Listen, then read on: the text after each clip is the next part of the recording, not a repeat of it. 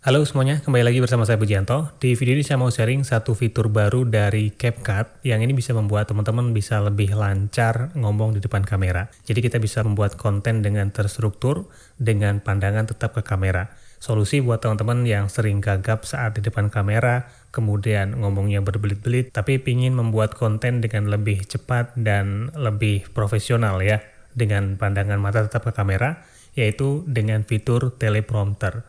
Nah, bedanya teleprompter di CapCut dengan teleprompter yang bisa kita beli secara eksternal tentu adalah tentang kepraktisannya. Dengan teleprompter langsung dari CapCut ini, kita bisa membuat konten lebih praktis di mana saja ya, cukup dengan HP saja. Jadi nggak perlu setting-setting teleprompter yang lainnya.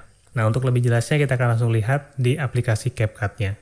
Nah, teleprompter ini hadir di CapCut yang versi terbaru ya teman-teman. Jadi kalau teman-teman belum update CapCut-nya, bisa di-update dulu ke CapCut yang versi terbaru. Nah, sekarang kita buka CapCut, kemudian di pojok kanan atas ini ada prompter. Nah, ini bisa kita gunakan untuk membuat konten ya, konten short ataupun konten yang lainnya. Tapi menurut saya ini lebih cocok ya kalau kita untuk membuat konten video short dengan menggunakan HP saja. Kita bisa klik prompter, kemudian di sini ada, nah muncul ya ini teleprompternya yang bisa kita gunakan untuk membuat naskah agar kita tetap bisa fokus ke kamera. Nah, ini bisa kita tutup dulu, kita lihat beberapa fiturnya. Jadi bisa kita balik kameranya ya di sini kalau teman-teman mau menggunakan kamera depan atau kamera belakang.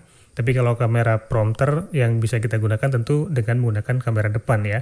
Kalau prompternya di sebelah depan kemudian di layar ya, kameranya ke belakang kan sama saja, nggak berguna gitu. Kemudian di sini ada speed ya, ini untuk menentukan kecepatan dari video kita. Mau dibuat pelan atau dibuat lebih cepat sampai dengan 3 kali ini bisa.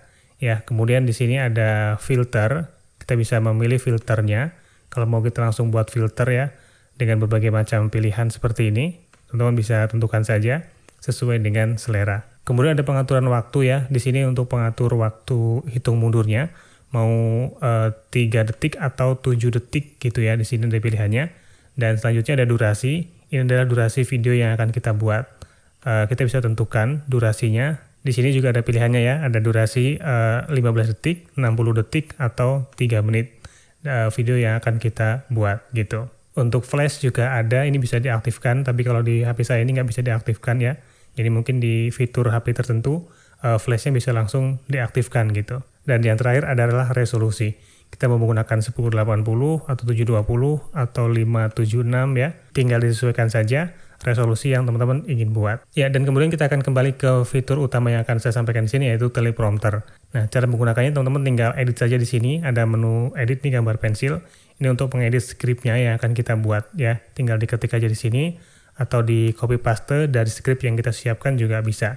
Panjang ini sampai dengan 5.000 karakter ya yang bisa kita buat. Jadi ini akan lebih cocok untuk membuat skrip untuk video pendek atau video short. Dan kalau ini sudah diedit selesai, tinggal kita pilih selesai. Lalu ini siap untuk merekam ya. Misalnya kita akan merekam selama 15 detik saja di sini. Nah, kalau ini sudah selesai, tinggal kita tap saja ini menu record ini.